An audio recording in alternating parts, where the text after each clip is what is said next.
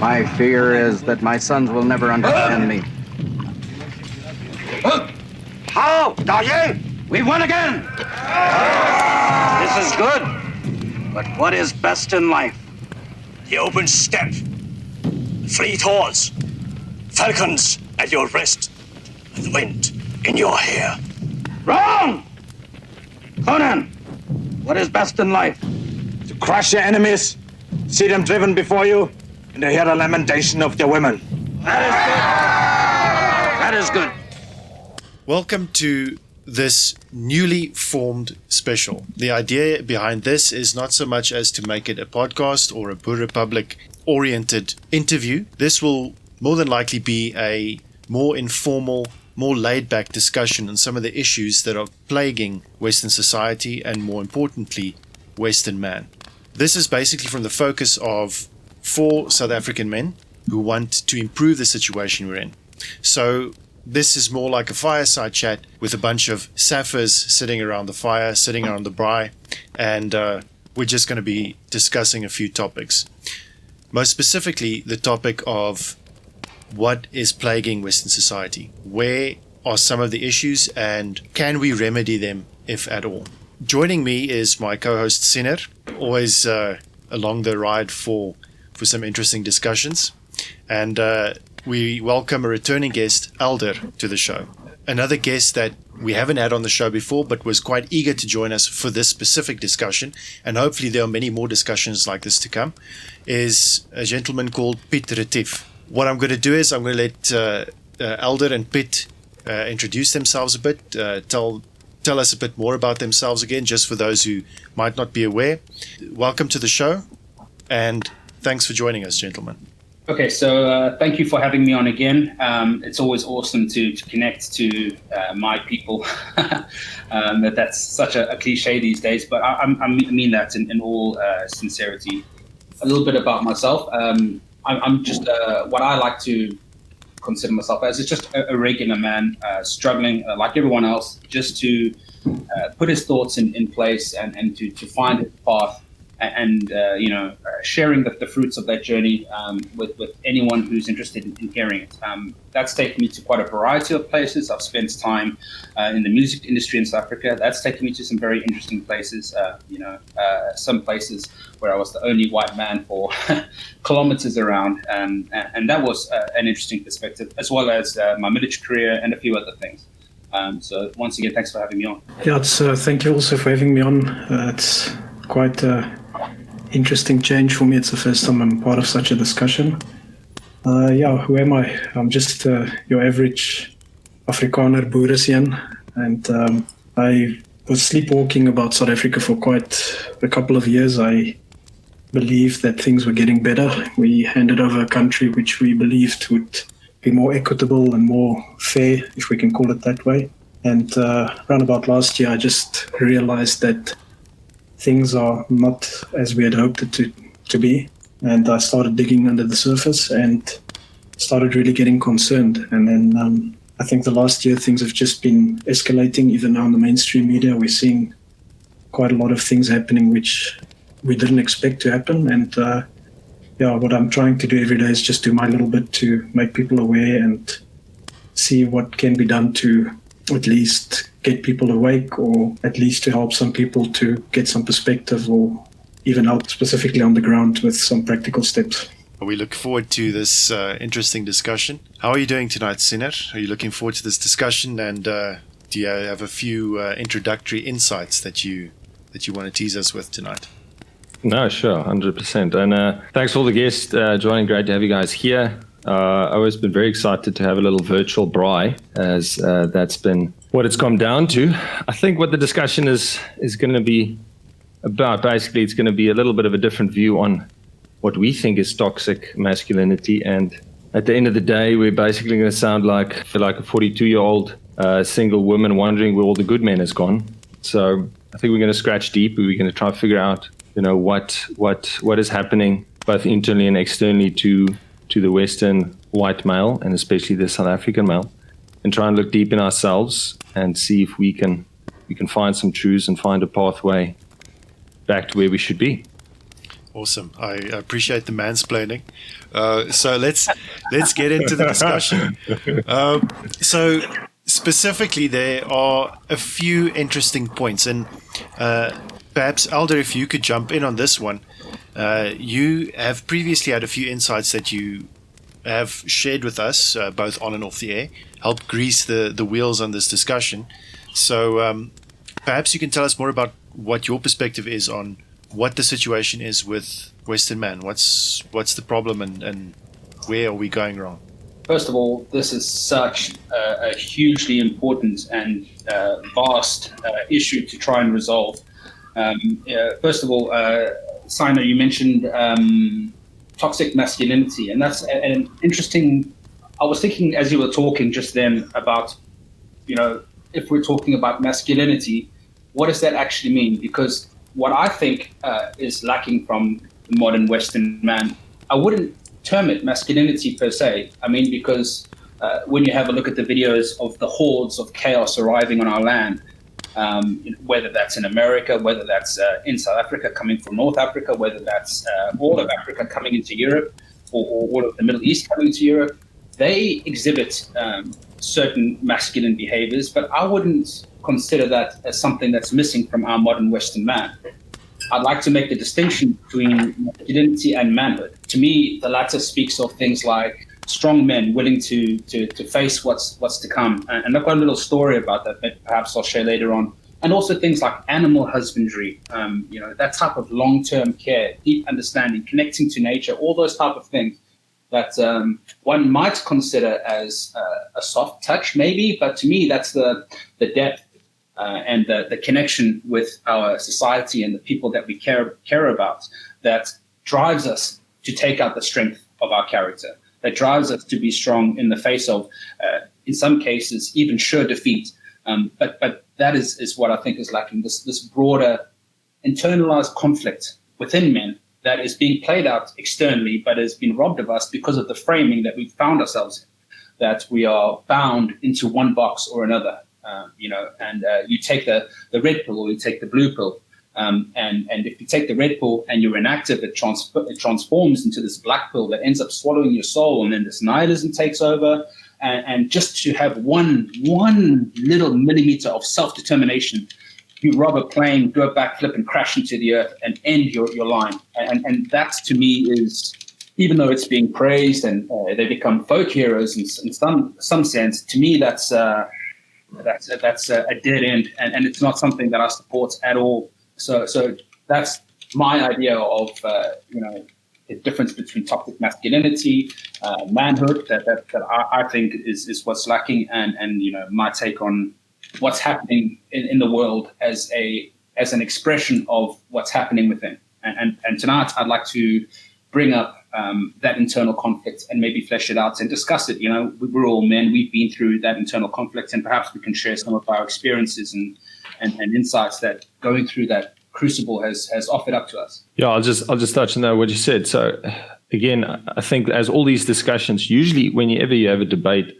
and not that this is a debate, but it usually ends up with people getting to the point where they differ on definitions. And I think, again, we can always see our enemy attacks that or changes the definition of a certain word in culture as to attack us that way. And that's why the word masculinity has been attached to all these basic ridiculous things and terms, which firstly make no sense. And so people end up, basically fighting and arguing about something that's not real. And as you can see it in larger society and culture as well, all this transgender and gender equality and basically all these debates that are going on that basically removes us from the actual discussions that we should have, a discussion that you should have had when you were a young boy, when your father should have put you down and said, this is what a man is, this is how it's defined, and these are how you will know whether you're within those parameters. And again, it's discussions we never had. And for me, that's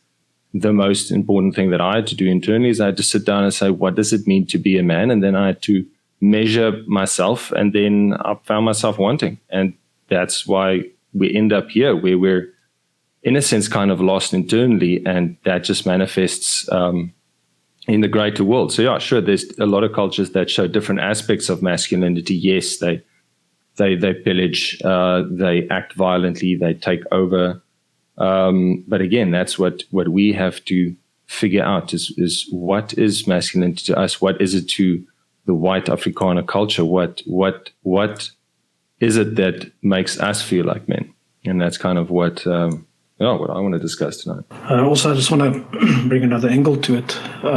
Sometimes I wonder, we all know this, it's in the Bible, and people sometimes quote it not knowing it's from the Bible, that there's nothing new under the sun. So very often I'm thinking, surely previous generations must have had the same challenges that we had. One could even imagine that quite recent generations had similar challenges. Now, maybe there's answers within our circles, maybe somebody in the family that's a bit older, or somebody that you meet that can actually explain something to you in a very simplistic way that can actually help us unravel this. Because I think some of the problems, as you guys mentioned, they repackage it, they give it a different term, or they shame you into a specific term. I mean, masculinity used to be a badge of honor. Now it's a word we are all tiptoeing around. So I'm just wondering sometimes that maybe it's not such a unique problem, or not such a new problem. And maybe we can find answers with not so much difficulty by just looking at, what's underneath our noses. I don't know if that makes sense in any way. It does to me. And I'll share that story because it applies here, that I mentioned earlier. When I was in the military, I was during training. I mean, there's this sort of code that you're not supposed to share stories about training because they're just training stories. It's not something heroic or mighty or whatever. But it's not the training or my perspective of it per se that is the moral of the story, but rather somebody else. So what happened was we were at the shooting range, and we were just being bags of shit, just not taking it seriously, goofing around. And eventually, to nobody's surprise, it got to the attention of the captain, and he was not happy. So what he said to us was, so we're sort of on top of a cliff that has a sort of quite steep route down to the ocean. And it's in a part of the world where the ocean is very cold. And so he disappeared off. He left orders with his second in command to relay to us after a certain amount of time had passed. And what he went and did is that he went all the way down the cliff, and he went all the way into the ocean up to his neck. And he stood there. He never made a sound. He never moved. He never blinked. He never did anything. He just stood there with resolve in his face.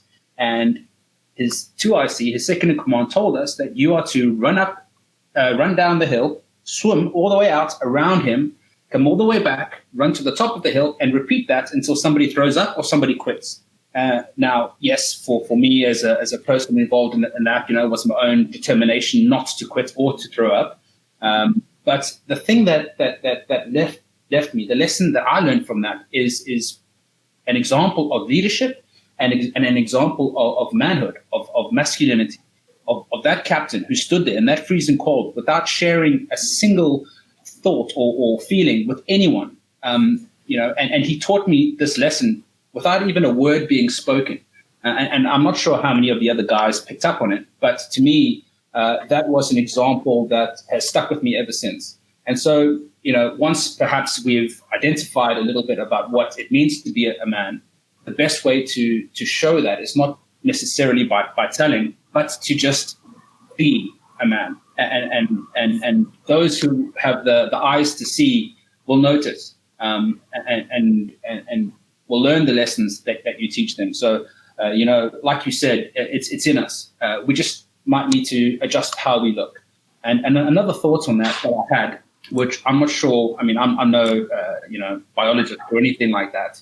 But if there is a genetic aspect to our culture, to our manhood, then in my mind, removing the things that inhibit that would allow that ancient force to reveal itself.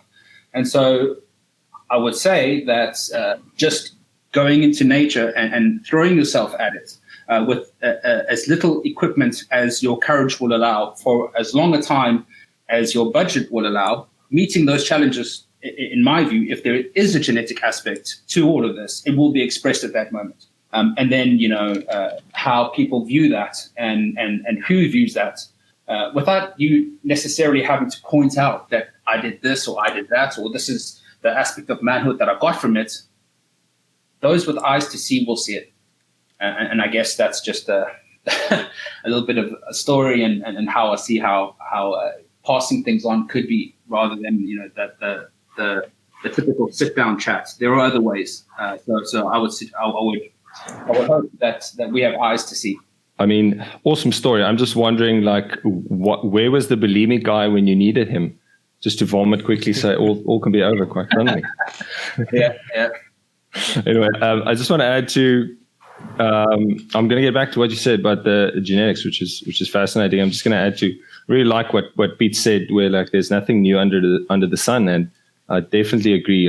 Generations and thousands of years ago, men have had these same problems. For me, the interesting thing is to kind of map out how far behind we are, because it feels to me personally like we're so deeply enslaved, both in our own minds and kind of in the place where we live, that it is important to kind of talk with other men to understand how far behind are we to being the real men that we should be genetically, as you say.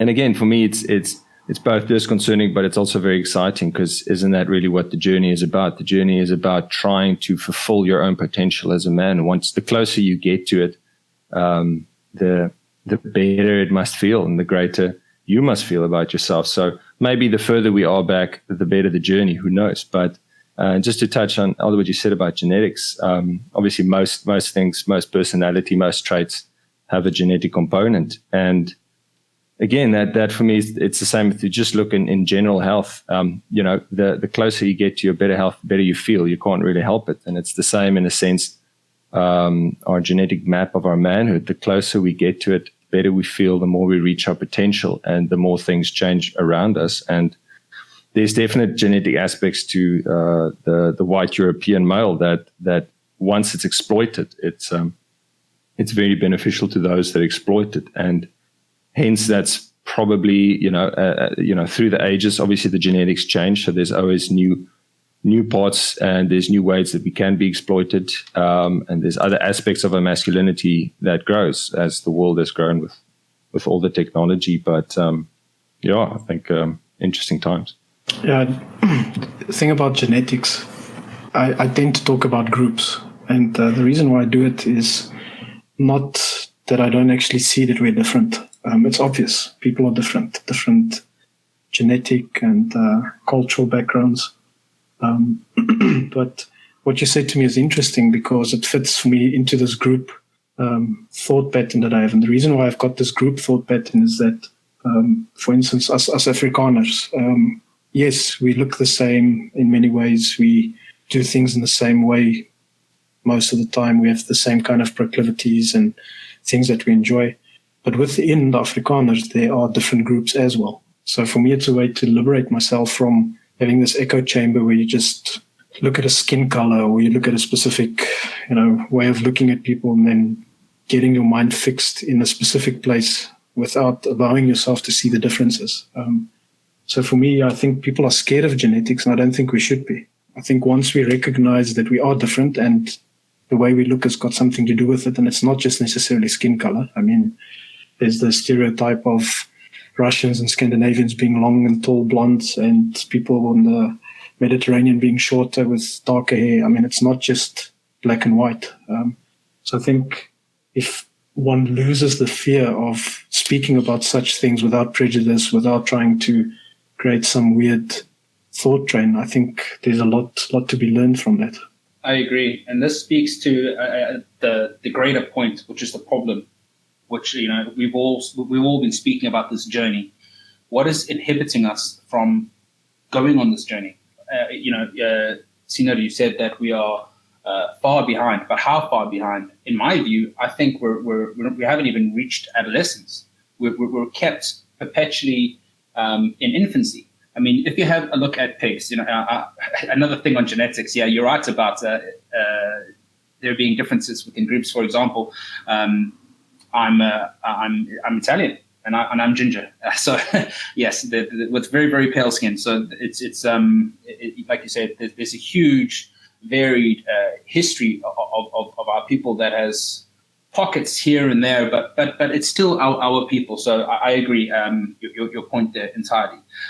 So being an Italian, I keep pigs, and when I keep a pig in its little pen, it grows to the adult size and it lives its full life, but it never really develops beyond its infant state.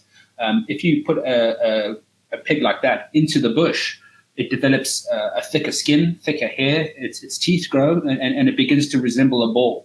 And I think the societies that we have built are acting as a pig house for us that inhibits us from going on that journey. Luckily, at the moment, we're not so trapped that we are unable to leave.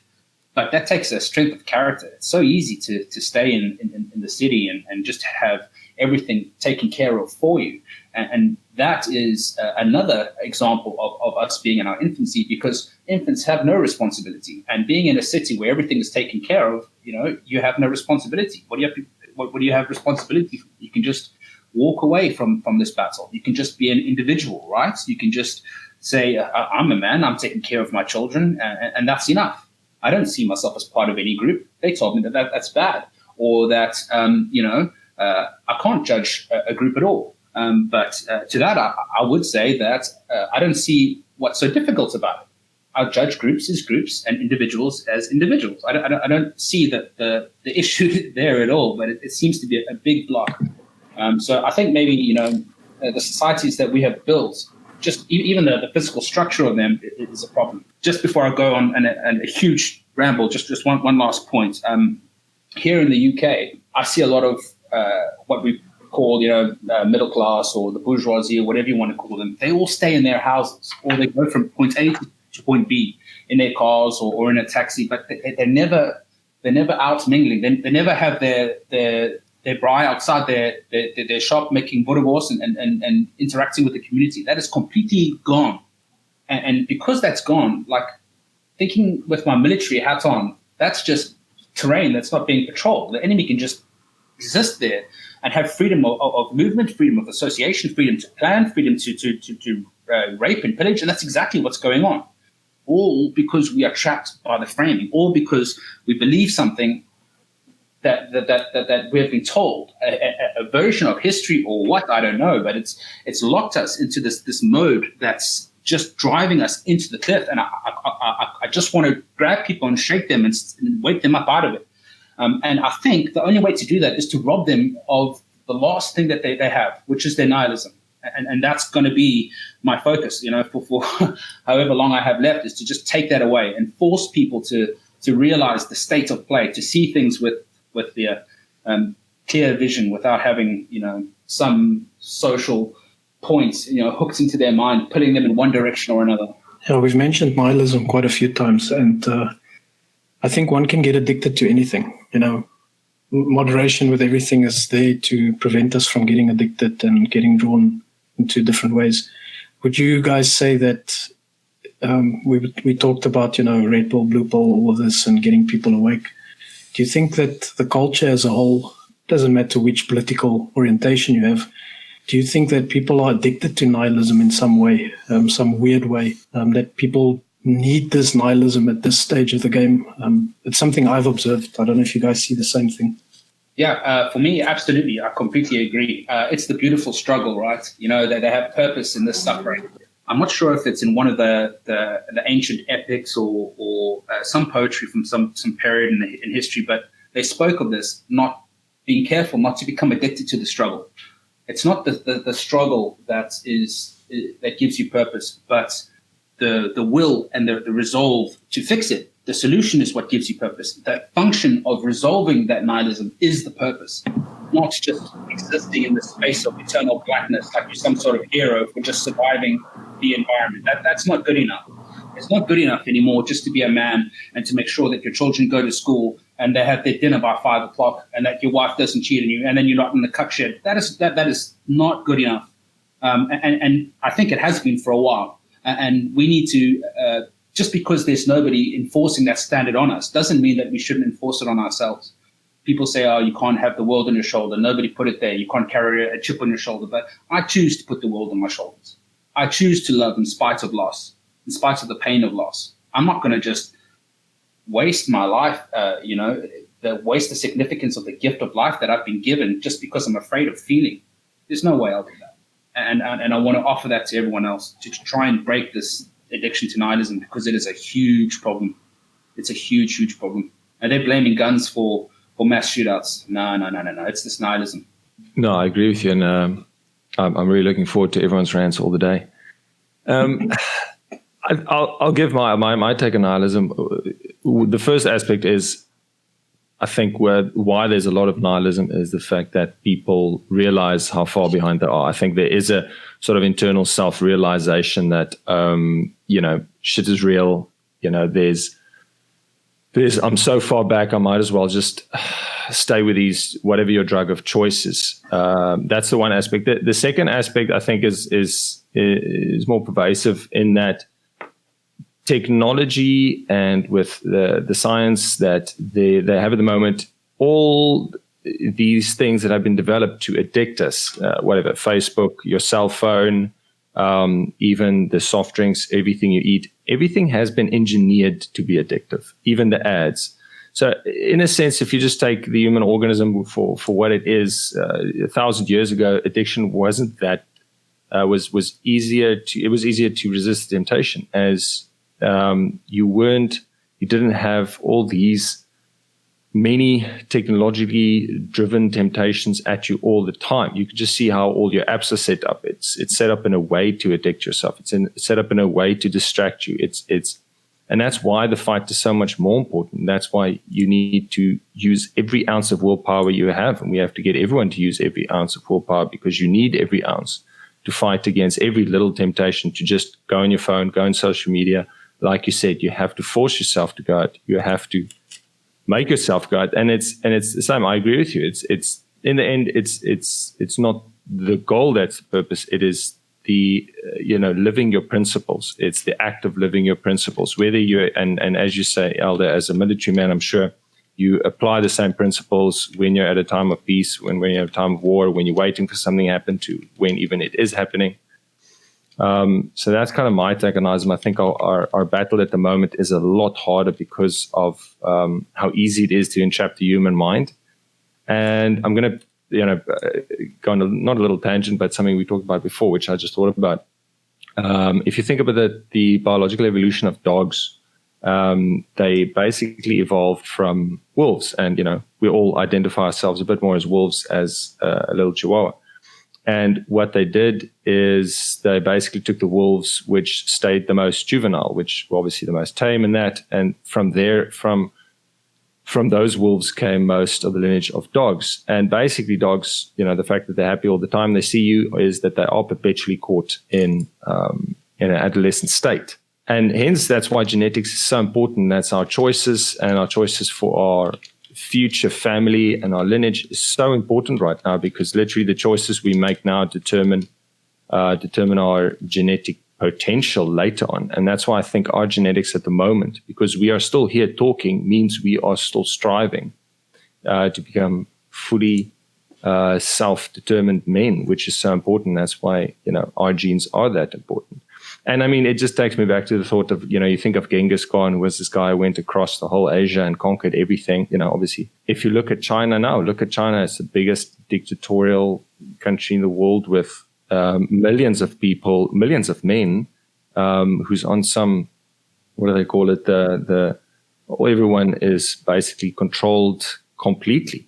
And no one's standing up. I'm sure there is people standing up, but their genetics have definitely changed to a point where you've got a very weak sheep-like populace that is being controlled, and they run by some country score.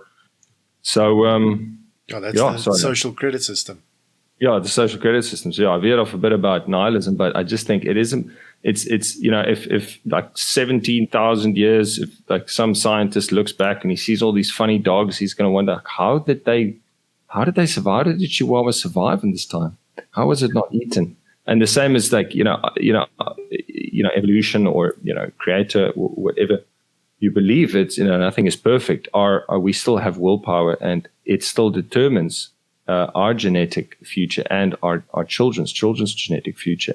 There's a few points on there and that I want to respond to, and also ask a few questions, for my own ease of clarity.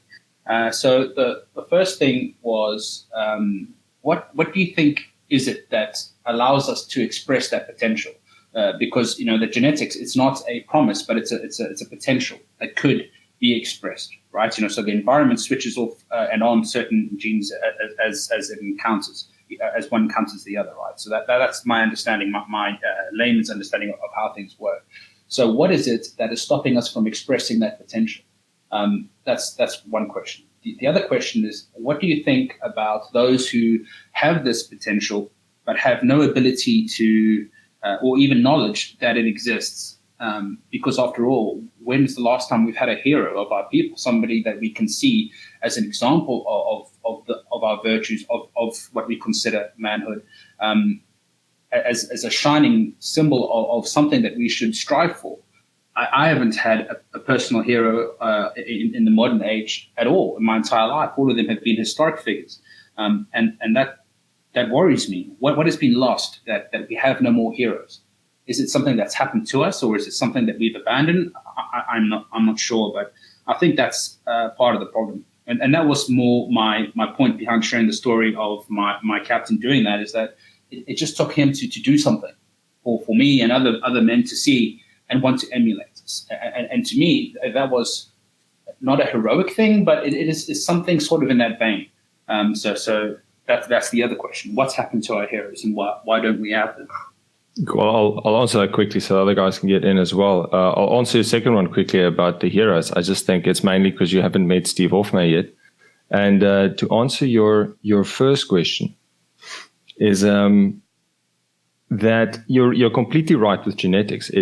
Your genetics is basically built out of your environment. And so you could see with so many examples, even if you change your diet in one day, your internal genetics, basically from your microbiome, it changes. And that, in a sense, changes you.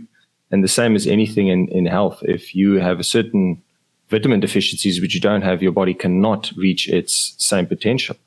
And there's so many examples of even the genetics of a populace changing based on the environment. You could just look at records of, certain, when a population goes through certain wars, there's more boys being born, and there's even changes to female ovulation and male, everything changes depending on the environment. So I think that the wonderful time that we live in is that we have all this knowledge, and that literally we have the ability to just follow certain cues, and that will help us bring out our potential, which is there. So yes, we have to create the environment, and luckily I think we do have the knowledge to actually know exactly what to do. So we have to put ourselves in these circumstances all the time as to create this. We have to get together as men. We have to do things together. We have to be in nature. You have to, even if you fast differently, the way you eat, the way you train, go do a cold water bath 30 minutes every day. It will change your genetics. It will change everything about you. So yes, I think luckily we know a lot. Whether that changes it does change your mood. It does change your cognition. So yeah, I think there's a lot you can change.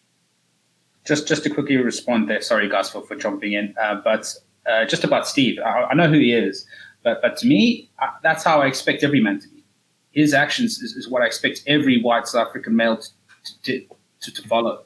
And what I mean by heroes, I mean people like Alexander the Great, who, by the time he died, he had like 7 titles across the land, across the globe. That's not necessarily his idea per se or his legacy, but that ability to achieve beyond. You know what I mean? It's very hard to articulate what I mean. I'm sort of at a loss for words. I mean, but how the hell can you describe somebody like Alexander the Great? But that's what I mean. That level, that standard that we strive for. I mean, this is another issue: is that we compare ourselves to our peers, and as we slowly degrade, it's natural as we keep comparing ourselves to our peers that those standards also degrade. And so I'd like to just remind everyone that we have a bar that's set much higher than that, and that we should consider perhaps not necessarily caring so much about how we stack up when we compare ourselves to our peers, but more how we compare ourselves to our, maybe not heroes, but extremely successful men, not just in our time, but if you compress all of time into one moment, those individuals that stick up and raise the bar, I think that should be the standard that we compare ourselves to. So then when we get to that point when we can think, I can just relax or I can just give up, that standard keeps you in the fights, realizing that no, this is nothing. Like Pete said, it's nothing new under the sun. What we're facing is nothing. We shouldn't be crying about it. It's small. We can easily solve it. Look at what we're capable of. Believe it. Explore it. Define it. Express it. Inhabit it. Jeez, I'm just ranting, guys. Are you guys there? Yeah. Just taking a breath. Our jaws are on the floor, so just having a breath. Sorry, I just had to put my Steve Hofmeyer software in the background there. I was listening to it, Steve. That was said in jest from me. I just want to say it was a little bit in jest, but hey, he does stand up for what he wants. But yeah. No, I like Steve. I actually saw him when I was about 15. I saw him in concert, and he just had come back from America. So a lot of people today don't know that Steve. He had like an American flag bandana and stuff like that. Yeah, what he's doing today is very admirable, and kudos to him. I think he does more than most people. To the question, it's difficult to compress all of it without giving you guys the full picture and at the same time not going on for hours and hours. For me as a Christian, as a Boer, if you were to follow the Bible in the correct way, and it's obviously my way of looking at it, and there are people like me that share the same opinion. If you were to follow the Bible and use it as a manual of life of sorts, a lot of what we're talking about now solves itself. So I'll give you an example. In the Bible, it says, honor your mother and your father so that you can dwell long in the land that you live in. So if you think about it, there's no sense in it. It's a bit nonsensical. But if you take it down to a practical level and you start thinking, okay, if I'm respectful to my parents, that's going to flow into my life in some way. So I'm going to be a little bit more soft-spoken with my mother. When my father speaks, I listen to him. And in doing that, you're not going to go and do silly things. Or if you're going to do a bad investment when you're 30 years or 40 years old, if you still respect your father and he's got input into your life, he might be able to save you from that bad deal that you're going to do. And people who don't have that respect, they don't have that layer of protection. So this is just a simple example. There's many more of those. So that's the one aspect. From a spiritual point of view, I think people don't really have that foundation anymore. And in South Africa, as you guys know, that used to be the foundation for us. You know, for some, it was somewhat artificial. A lot of people were just going with the motion. They didn't really believe in God, but, didn't want to stick out. But I think that is something to look at. It's the spiritual aspect of respecting yourself, respecting people around you. Even if you don't believe in God, it's clear that there's going to be people that we might have working with us or be amongst us that will not specifically believe the way I believe. But I think it's very important to have that spiritual aspect where respect yourself, respect the person next to you. As the Bible says, love your neighbor as you love yourself. Then the second thing is the pervasiveness of technology, and I discussed it previously in one of my videos, is we don't really value what has happened before. Now, we might say it, in Afrikaans culture, we talk about Paul Kruger, and we talk about General Delare and all these people, but how many people really know who they were? How many people have actually read not even a biography, but at least just a summation of who they were, what they did? Specifically, we've got Scenery. If you understand who Scenery was and who Delare was, Delare really respected Scenery and he listened to him. I don't see that happening today. We don't really have people that are willing to step back and say, I don't see it, I don't understand it, but because you're older or because you're wiser or a higher office than I am, I'm going to listen to you and go against my better wishes. So I think that's a second problem. And then, as I said briefly earlier, the pervasiveness of technology speeds up this self-confidence that we have. And I think that self-confidence is false. I think every guy who's got a cell phone and a job and a car thinks he's a made man.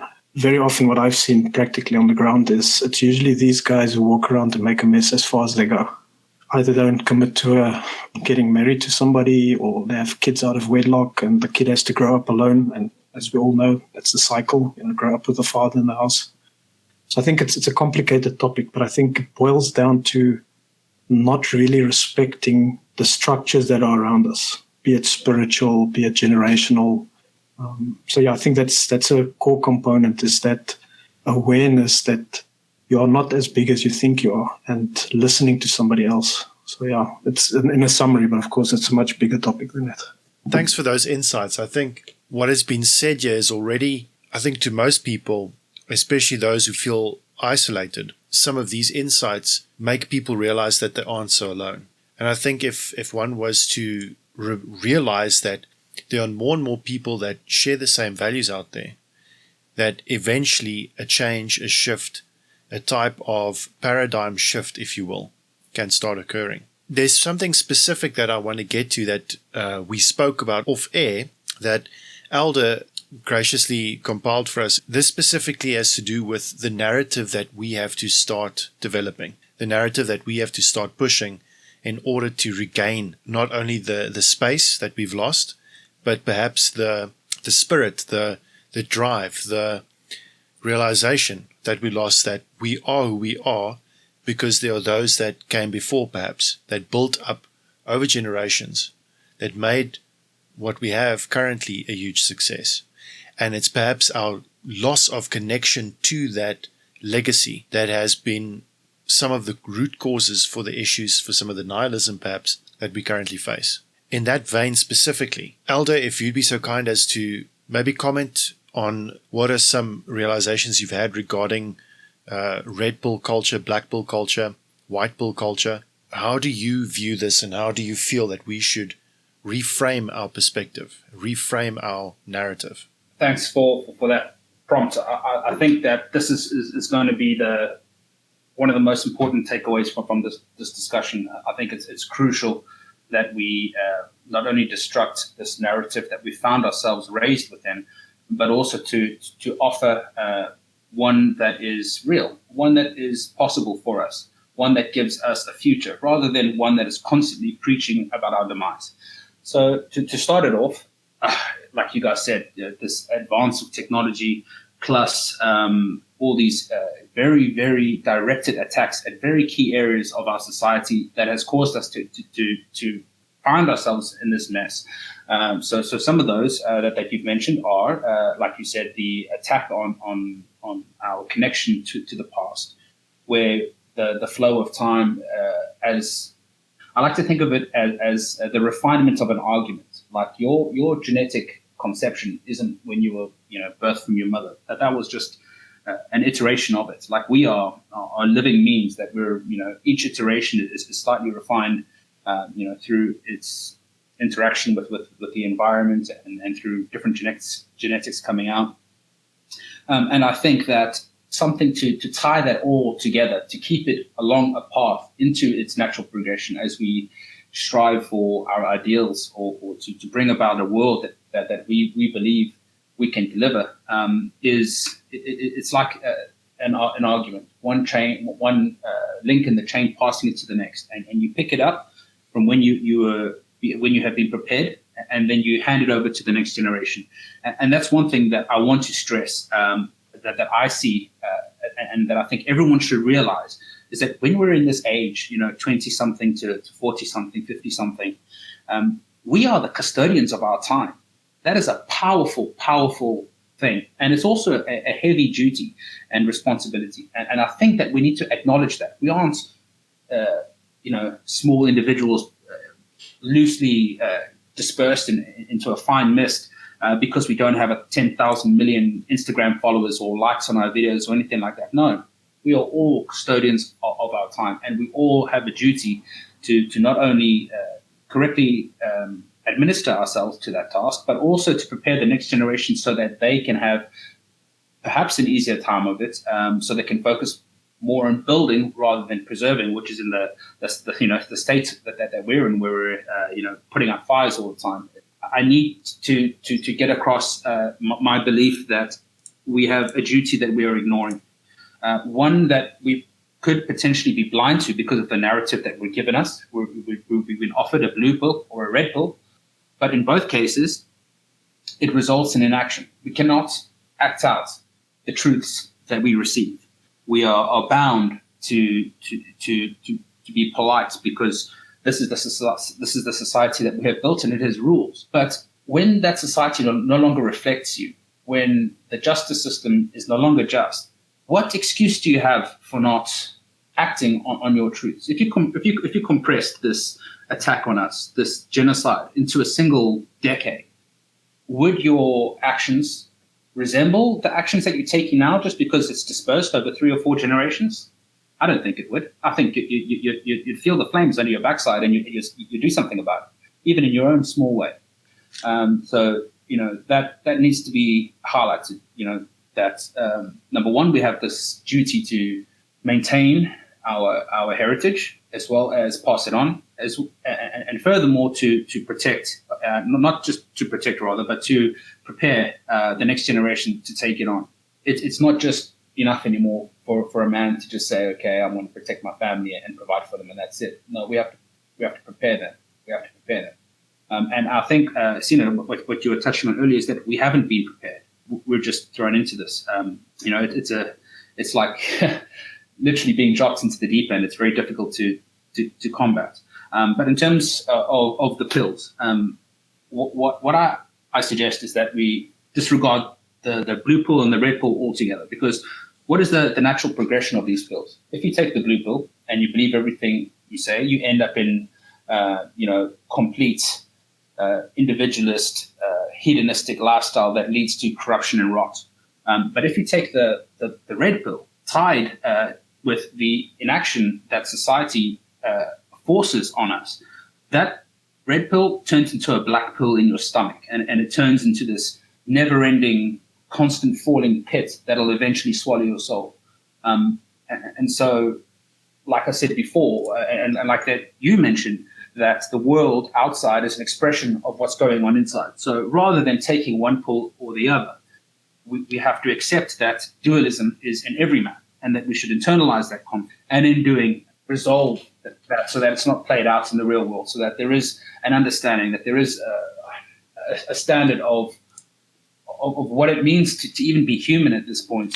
It makes perfect sense to me what you're saying. So for me, if I take any topic and you go down the rabbit hole, I mean, this is terms we're throwing around nowadays that is not so weird to talk about, red pill, black pill, white pill, going down rabbit holes, being woke, not woke. I think I spoke to somebody recently the past weekend, and I was explaining things to him, some theories I have and information. He explained it back to me and he said, I'm not even going to engage you on it. Thank you for sharing. I will just say it in one sentence. Everything is possible. And he did it a couple of times, and he was obviously making a point to me without being rude. And his point was, and he actually explicitly said it later on, is that, yes, sure, the world is quite strange, and a lot of our history is not exactly as it was told to us by storybooks or history books or maybe word of mouth. There's been assassinations, for instance, or there has been, we talked earlier about heroes. We think that a hero was a specific person, but if you really go black pilling or you go red pilling, then you realize the person was not exactly as he was explained before. So for me, what I'm always trying to do with every topic that I've got is almost what this person was explaining to me, that everything is possible. And I think that's a way for me to keep sane, because I'm not scared of any topic. If somebody comes to me with some far left field idea, I would listen to them. And the reason for that is I've found that sometimes those wayward ideas have got some truth in it. So for me, this whole discussion we have about trying to understand what are we as men, what does manhood mean, masculinity, what is the path forward, are we behind the curve, are we ahead of the curve? I think whatever we call it, and I think the blue pill, red pill, black pill, I think you guys are right. It's something that one should maybe push aside slightly and have our own narrative, our own way of exploring. And using the sentence of saying everything is possible, work it through, get to the end of it, and then say, no, I'm not going to let nihilism slow me down or make me stop or jump out the window in some people's cases. I think this journey is not for everybody. So if touch a little bit on what manhood is, I think manhood is exactly what the voortrekkers had, or maybe the first Nordic people that came into Europe, where you don't know what's behind the next mountain. You don't know if you're going to get through the winter, or maybe it's your first winter. You've never been through a winter and you didn't plan ahead. You don't have dried meat. You don't have dried food. So you just have to make with what you've got. And I think this is something that we don't do often enough. I see a lot of threads going on social media, in person, where people have these terminologies. I've got this theory that every week there's a new thing and people run after it. And then everybody thinks they're the most woke of all people. And I think the journey should be more of exploring, finding out what's going on, not closing down a discussion, not closing down information source and saying everything is possible, but then stepping back and saying, okay, now let's ground this. Let's put an anchor on it and bring it back to what is practical. So if somebody would say, let me think of something quickly. I got a tweet the other day where it said, the person said, Paul Kruger actually took money out of the railways and he squandered the money, or he stole the money. I didn't investigate it, but it's something interesting to explore because we all put him on a pedestal. And maybe by exploring this, we learn something about Paul Kruger that gives us an answer of why did we get to where we are today. I'm not saying this specific example would do that, but I think red pill, black pill, white pill, I think it's a bit of a waste of time in the way people are doing it today. It's just another thing that they run after to keep themselves busy. And for me, it's more about getting something practical out of it. I don't know, Eldr, if that ties in with what you were trying to go along. Yeah, absolutely. Exactly right. How do we go about doing that? How do we go about resolving the world that we see it, such that our internalized mental hologram of reality matches the one that exists outside of us? I've got my own personal philosophy that I've developed for that, and maybe one day we can have a discussion about that. But it's a very difficult thing to do. This in order to put away those pills and to take things on their own merits, and to have that internal conflict within you. It implies a certain fearlessness. A lot of people aren't prepared to face the consequences of the choices that they've made, whether it's something drastic like abortion, or whether it's something just as simple as just being red pilled and not entertaining the spiritual realm whatsoever. But those are all, like you say, false paths.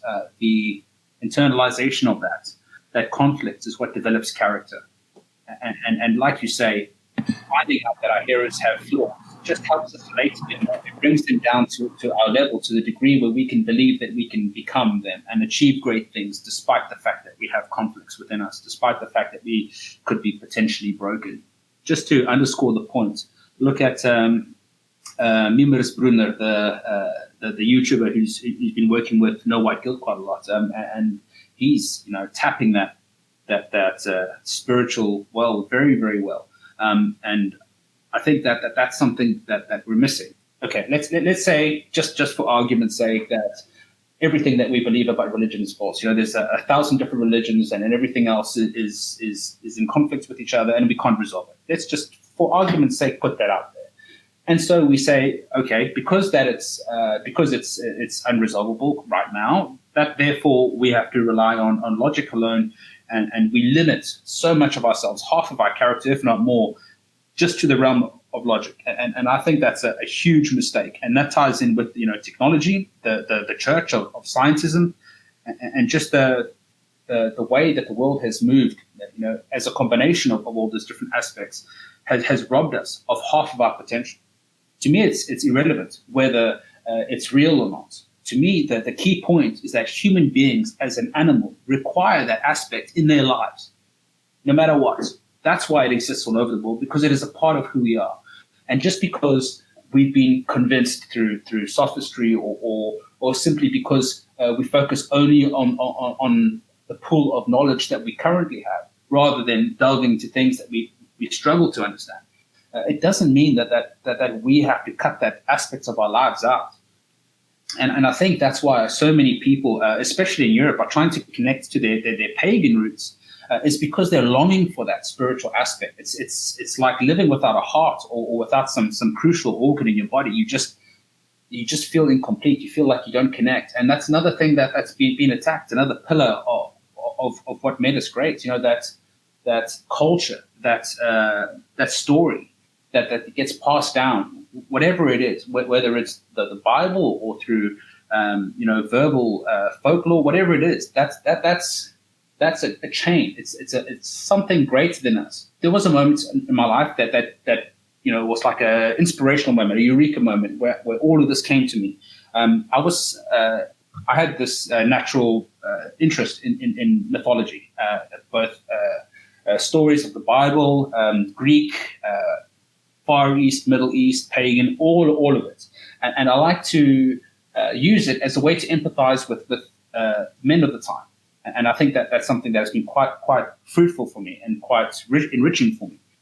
Anyway, I was on top of a mountain called Kolowrat. I think I might have mentioned this in the previous podcast I had with the boerrepublic. But I was sitting on top of this mountain called Kolowrat, and Kolowrat is the old world term. It's just a symbol of cycle or progression of the Big Dipper.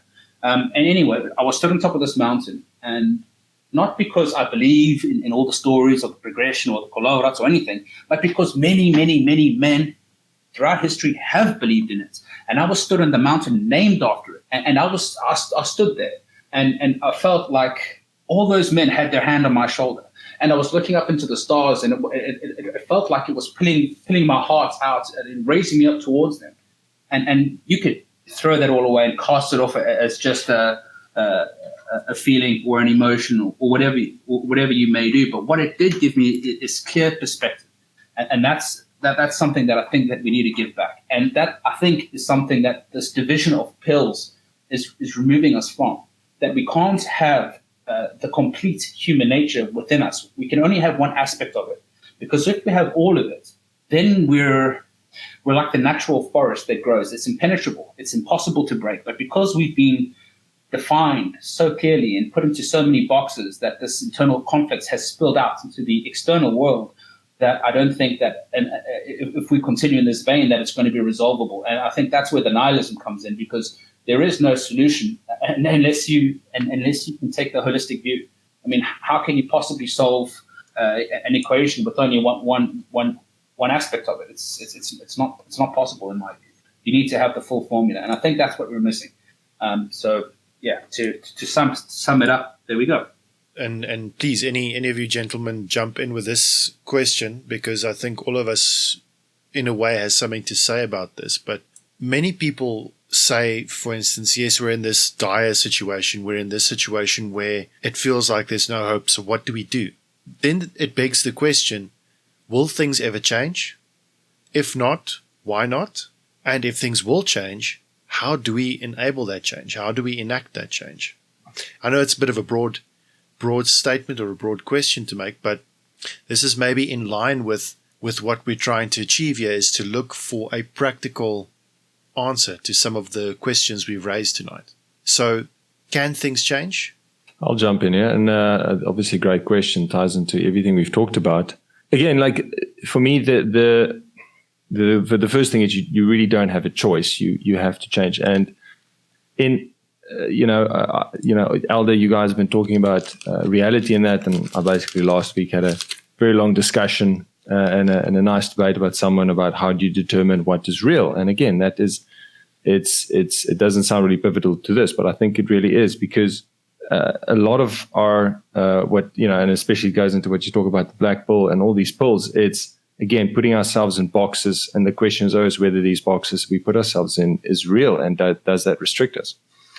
in the end, you only have, in reality, in my reality, you only have the willpower and the ability to change yourself. You don't have the ability to change anything else. I can't change your mind.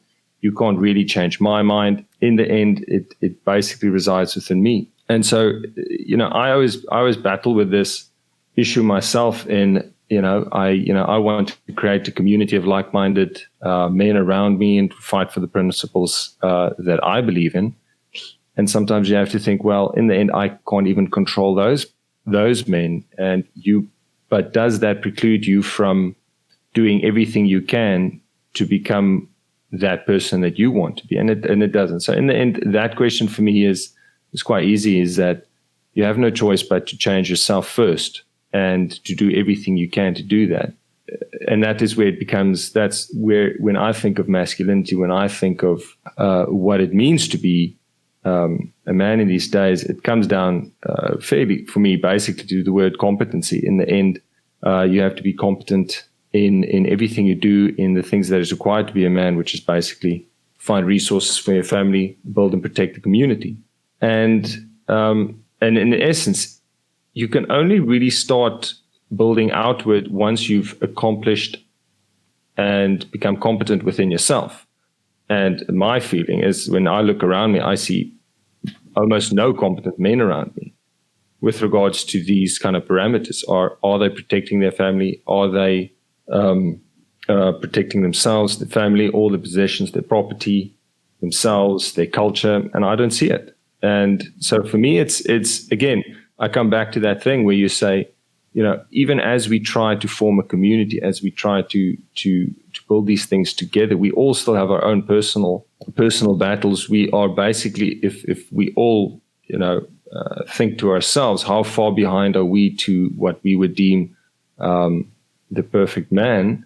We all have our own distance away from that. And that means we all have different struggles within that. And so it might take, one of us longer to get there than the others, and hence the other one can start helping the other one. So for me, the question is, you have to work as hard as you can on yourself. And that's where self-determination comes in, to the point where you are a competent male, and then you can start helping those who seek your help and who take your leadership. Hope that answers the question to a certain degree. Can I just jump in with a further? Yeah, please. I completely agree with what you said. But there's a few things that I'd like to share on this. So first of all, to imply that you can change yourself. Sorry. When you change yourself, it implies that you have the free will in order to do so. So just from my point of view, what I see free will as is the ability to understand your nature and act in contradiction to that. And that is something I think is locked out by genetics and intelligence, unfortunately. So that's one point. So you have to have the building blocks in order for you to effect change. The second thing is that you have to have if we look at it this way, you have to be an expert in yourself. So they say, to be an expert in anything, you need to spend at least 10,000 hours actively doing that thing. How many of us have spent 10,000 hours actively enveloped in introspection? I would say not many. So these are certain practical things that need to be addressed.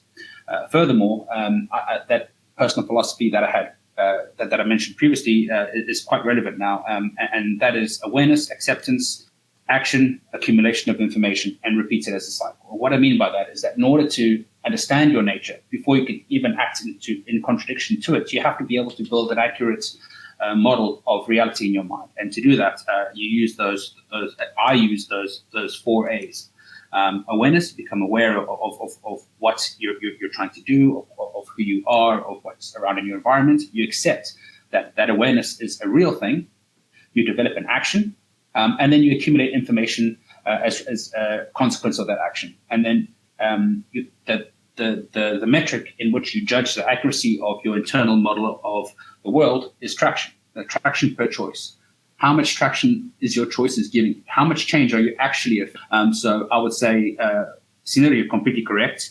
But that ability, I would say, is not as easy to come by as the stories might have led us on. There definitely is when it comes down to how much free will we have, and it's always that debate between free will and determinism, and I don't think we'll go deep into that. But the more I go, the longer I go in life, the more I realize maybe how narrow that range of free will is, which is why I feel it's so significant, so important to fight for every inch.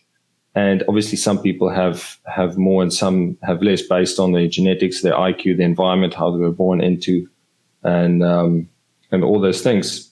Yeah, and it just sorry to interrupt, it just reminds how serious immigration is. Immigration is going to remove populations of their free will. Can you understand that? Of course, exactly. Yeah. A huge issue that isn't even being spoken about at all. They say, yeah, intelligence is slowly going to drop, but they haven't associated that free will with intelligence. And so I think that's the greatest concern for me. Imagine the only source of life in the universe, which we potentially can be, removing themselves from the greatest gift that was bestowed upon them. To me, there's no greater shame.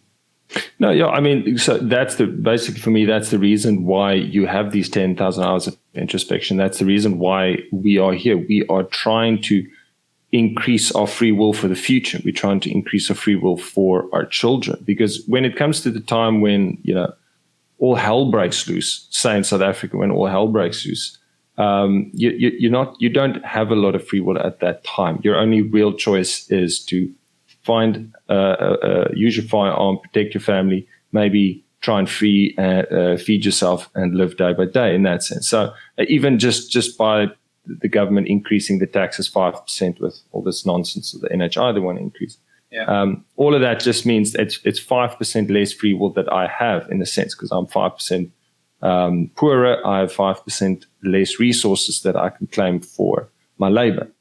And again, it is that aspect of inches that you lose every day, inches that you lose every generation. My father or his father, they didn't fight for that inch. And then here I am at a point where, you live in a country where, you get taxed 50, basically in total 50, 60%. That is 60% less free will that I would have had with my day. All that is the inches that we have to fight for every day. And that's where competency comes into place. For me, it is, if I have to be able to assess what is real and then act upon what is real in a way that increases my free will. But yeah, as you say, as we get older and as things get worse, then that window will be gone. And that's why we have to fight now, so that once you're in this time when you still have a bit of time, you have to fight for each minute for the future. So I guess that's the summation of the conflict. Those who consume themselves in order to prop up the future, and those who consume the future in order to prop up themselves.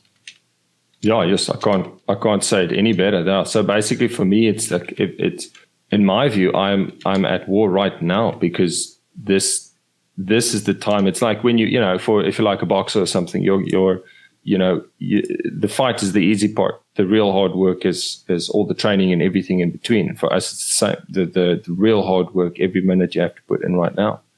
Basically, the rewards is at the end of the time, you've got your family and your loved ones all safe, and your values are intact. You guys have gone down the road so far. There's so much to touch on. I'm scared I'm not going to be able to touch on all the points. So I'll just pick one or two. What I hear from you guys is personal accountability, that you have to keep yourself accountable and self-reflect. And then also, you sort of said it, implied it by looking after your family. So that's the next area of responsibility, and then smaller community, bigger community. So in the Bible, Paul said that he was everything to everybody. And I think a big part for me is a struggle that I've had quite a big struggle with coming to this point that I'm at, let's say the last 10 years, and not so much today, but more in the past, is what does it mean for me as a Christian to do all of what we're talking about? Break the chains of what we have today. People are confining us with keeping us busy, keeping our focus somewhere, tiring us out. You mentioned Sinner, higher taxes, distracts us. It's physical pain we feel because we can't do specific things that you want to do. With the example from Paul that he was everything to everybody, the struggle that I had as a personal struggle, a self-reflection, as we said earlier, was to not walk around with a Bible and hit people over the head. And for me, that was quite liberating. The reason being that I thought, okay, then what do I do? there's a model that you have to walk around and tell people how bad they are. And if we don't do that, what else should we do? And that puts you on a journey where you start saying, okay, but what does the Bible really say? Does it say we should go around and hunt people down and try and convert everybody? And the Bible doesn't say this. The Bible says be ready to give an accountability. So for me, I think what is very important, so answering your question, Urendal, that you asked earlier, is there a change to be made? Is there a change, and can we do a change? Definitely. The option is there, the opportunity is there, but I don't think it's just going to present itself. I think it's going to be a case where every man, first the man, because I believe the man should be the head of the house. That's my personal belief.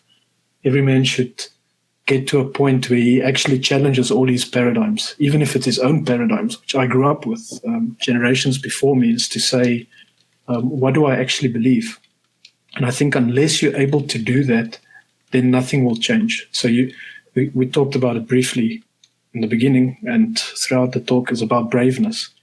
And braveness is not getting your R1 and running around the corner and, getting a armed robbery and stopping it.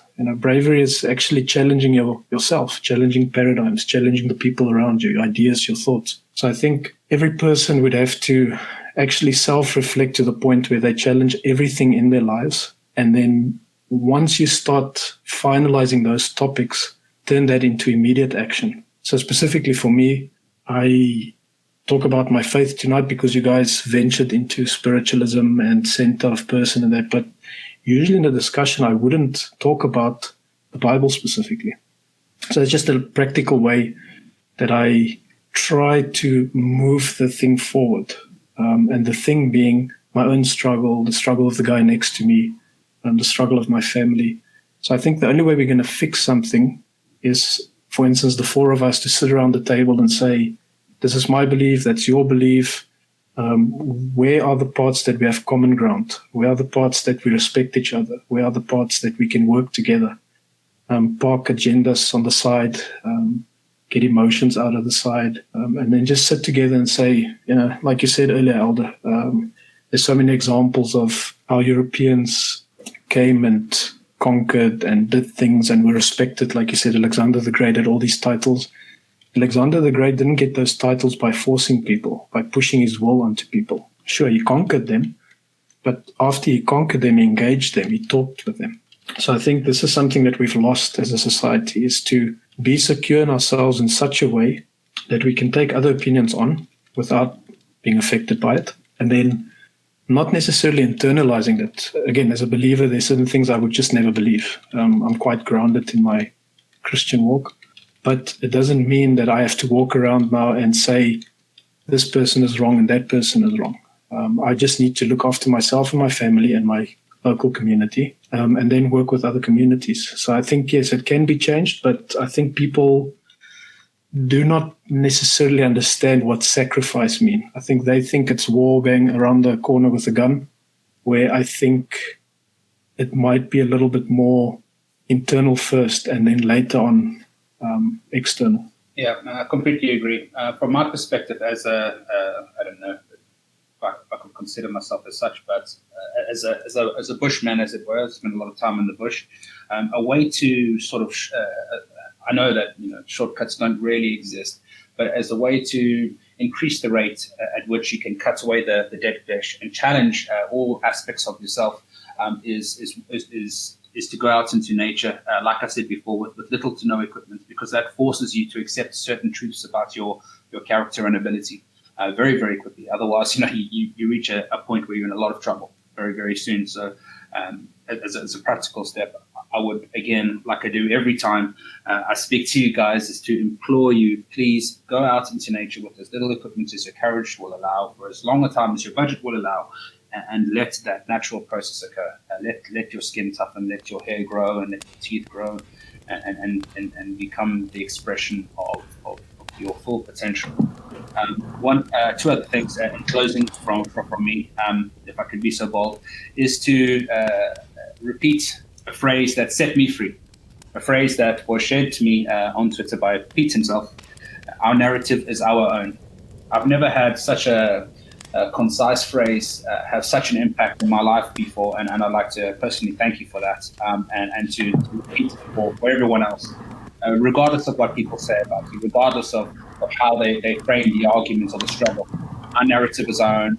And one final thing on manhood. I know I'm just throwing out these cliche phrases right and left, but one more. That it's been a rough sort of guide for my life, and could potentially be a guide for others if they haven't heard it yet, is that a good man should know something about everything and everything about something. And that's it from me. Those are some great points. I think what makes discussions like these fruitful is not only do we have various perspectives on what we can do better, what is perhaps wrong with society, what we perceive as being the issues that we face from a personal as well as from a more general perspective. What makes a discussion like this very useful is that together we can come up with various solutions with various ideas. And personally, I think this is a discussion, this is a type of roundtable that we should do far more often. And I actually would implore, not only for those listening, but for the gentlemen that are around this digital campfire with me this evening, that we should encourage as many others to join us in a discussion like this, to get discussions like these out as regularly as possible, specifically to be able to maybe even create a new narrative, to change the current narrative, to make our own narrative. And thank you for those words, specifically Piet for that reference, and Eldr for highlighting that. Thank you. I think those are some important points that we need to start looking at. I think there are quite a lot of points that that all of you gentlemen have brought up during the conversation. I think specifically that we need to keep in mind that from a South African perspective, we have a unique experience compared to the rest of the Western world, perhaps, specifically in the sense that we are currently facing a situation that has been a long process. This is what the situation we're in currently, and that being where there's high crime rates, there's high murder rates. Farm murders are a huge issue because that puts the future of the country in jeopardy, the future of South Africa in jeopardy. And there is this overwhelming and encroaching force, this perhaps even this spirit of what can only be described of as Marxism, socialism, call it what you will, and perhaps there are maybe more descriptive and taboo names to call these ideologies, but have a duty to bring attention to some of the stuff, some of these issues that we face. I think in that regard, a roundtable, and I implore the listeners, I implore everyone to reach out to us. If you have ideas of your own, go out and do something like this. Get this dialogue out, get more discussions out there. Because I think the more we start speaking up, the more we realize we're not alone. Yeah, if I can just quickly jump in there as well. A term I like is collectivism. So it rounds all of those isms for me together in one term. And then what I also think is maybe from this talk, we could have practical steps as well. Maybe something summarized out of this put somewhere that people can see it, and then possibly not necessarily somebody to go and do something on their own, because some people don't have the confidence, the means, the ways. Maybe people can send us discussion points which the four of us can discuss on their behalf, or get them in if they really want to. If they're too shy, maybe we can do it on their behalf and they can give us feedback afterwards. So it's maybe two more channels to get the narrative going out a bit more. Definitely. Sounds great. I just add for me, actually, I mean, thanks guys. This is actually, I wish we could do this on a real campfire. And this is the type of conversations that people should have all the time. And for me, my experience, and I don't know how your experience is, but these conversations are all too rare. And basically, if I could implore the listeners with that, is that try and have more of these conversations with, if you're around a real campfire with you guys, because too many braais go lost when none of these conversations are had. And it's obviously at a time when we should maybe have the boldness to have these conversations more, and don't be afraid to offend or to sound crass in any way, but yeah, these are the times when these are maybe the only conversations we should be having most of the time. And yes, I agree with practical things. Obviously, this wasn't extremely practical, but I think this is probably a good start of how to think about these things and how to kind of view it within yourself, to start changing it from there, and change one thing a day. And in due time, you'll be the competent man you want to be. Right. So for my last bit, Odendal, in the beginning, you asked us a general question. You said, when everything else is lost and Europe has fallen, where will they run to? Well, if my plans pan out, they will be running to South Africa, my friend. That's where they'll be running to. Hopefully, if we can pull our finger out. Another thing that I want to in the view, in the frame of a brotherhood, is to fire a shot across the bow of some of our contemporaries and peers on YouTube and across the YouTube world, Twitter world, whatever you want to call it, is to challenge them to stop speaking about what the enemy is doing all the time. Please, it's boring. Try to rather speak about what we can do, what we want to do with the world that we live in, what that world would look like. Let's start talking about the vision that we have for our world, rather than constantly complaining and whining about what the enemy is doing at every moment. Oh, they've said this. Oh, they're introducing that. Oh, they're attacking us here. They're attacking us there. Let's start focusing on the vision of the world that we want, and start to nurture that seed in the minds of all our young men. I think that would be a great thing to do for a slight change of pace. And unfortunately, on a sour note, perhaps I should have shoved that in the middle of the sandwich. There's a lot of people, like, it's been mentioned throughout that Sina, you said that people develop at their own rates. They reach their masculinity or their manhood at rates different across the board.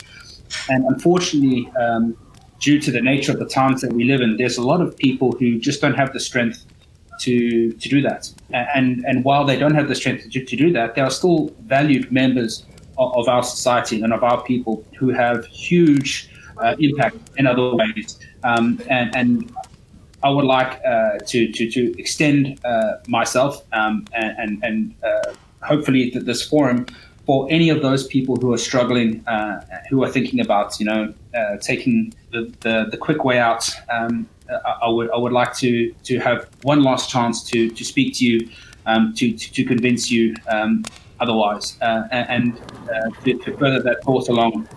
I'd like to ask if anybody knows anyone who has suffered that and who has made that step, for their names to be recorded, and so that we can carry them to that vision that we're planting. I don't see these people as weak. I see them as people who are struggling under a hugely stressful situation, which we find ourselves in, and I'm willing and I desire to carry their names into that great future that we're building. That's very admirable, and I think that is something that we need to specifically keep in mind. Is we each have our own battles to face. We've got our own issues, our own daily struggles. We shouldn't forget about each other, and it's up to us what we have in the future. Specifically, I've recently come across a few instances where people have taken that route where they saw no way out, and that is heartbreaking, because it's people that tried to do something and it failed. It just didn't work out, and they took the easy way out, or they took a route that they saw no other solution. I suppose each one has their opinion regarding the specific, regarding, say, for instance, something like suicide, like the current situation we face. But I agree wholeheartedly with Eldr in that sense, that we need to take stock of the people who have been lost along the way, so that we can bring more attention to the plights that we face, that we can realize that we're not alone, that we are not singled out, even though the media, the current situation we find ourselves in, is completely aimed at singling us out, at dividing us. And I think together we're stronger if we just realize that we are actually still together, that we still have some sort of unity. And instead of bickering amongst ourselves, we should focus on finding common ground, like Piet says, Gentlemen, this has been an interesting discussion. I think much of what we said right here is what needs to be touched on in the follow-up. I think there are a few teasers there, especially that Eldr threw at the end. Definitely in terms of what one can be building. And I think you're right in what you say. Maybe that's a topic for another discussion, in the sense that South Africa is a proving ground of sorts. And I think once there is nowhere else to run to, was South Africa the place we go to? Maybe that's a topic for another discussion. But I think let's start from the top. Piet, if you could let people know where they can find you, if you'd like to plug anything specifically that you want to share, and let the audience know where they can get hold of you. Yeah, thanks for that. So my email address is pietretief@protonmail.com. So as Eldr said, the same for me, as if anybody needs to talk or feel desperate, or not even at that stage of desperation, just need to talk about it, need help. I have a policy of answering everybody, so they can reach me there. And of course, I've got on Twitter, I'm quite active, and also on YouTube. Yeah, so people can contact me on that. And yeah, thank you for the privilege. I was a bit jittery to start with this kind of discussion, but got a lot of value out of it, because I think this is exactly what manhood is about. Stepping up to the plate and saying, we don't know, we don't have the answer, we see the problem, reaching the hand out across and say, anybody there? And on the other side, for somebody to reach back and say, hey, I feel the same way, I echo it, I'm not going to let you stand in shame alone. I think that's what manhood is about for me. It's this toxic masculinity, which was the start of this discussion. I think it's just a made-up term, which we should just not play to. So yeah, this kind of discussion is what I think is a very good practical step. So thanks for that. Really appreciate it, guys. Oh, thank you very much. And Eldr, if you could also tell the audience where they can find you, any other relevant information you want to share with us. Thanks for the opportunity to share my channels of communication. It's at Gates Beyond on Twitter. It's Eldr on YouTube, and also alternatively, you can contact me through our gracious hosts, the boerrepublic. In closing, a few things. Brotherhood, the interplay of wills and characters, with the understanding that there is loyalty regardless of what conflicts may arise, that no matter what, we have our back. And that is my pledge to you three, and hopefully as we grow to those who will join us to come. Thank you so much for those wise words. I think the kind extensions that you both have done so far in terms of for those to reach out, I think is the right step in not only getting more awareness of the situation we all face. I think there's no question about the dire situation we're in, whether it's in South Africa or the West at large. But at the same time, I think that we definitely need to reach out to our fellow man, to our brothers, to our sisters. Let's help one another, and I think that's the only way we can get forward. Sinner, if you have any final thoughts you want to add to this discussion, perhaps as a closing. Yes, yeah, thanks guys. Thanks, it was great. Hope we do it a lot more often. Very insightful, learned a lot of things to think about. And just for the listeners, all the same, go out there, find guys like we found each other, guys you can trust, guys that you share values with, and become better every day a little bit. And the last practical point, I actually love what Eldr said there, is that's the last practical point we can't leave without leaving with the practical point, is that we do waste way too much time on focusing what the enemy is doing and what they're saying, and social media is obviously a big distraction. And personally, I have tried to limit my social media time, limit my distractions, and it has really improved my mental health. And I feel a lot better every day that all that time you could be using to improve yourself every day. But yeah, thanks guys. Thank you so much. Gents, thank you for joining us. We'll definitely do more of this. Thanks a lot. Cheers. Thanks again.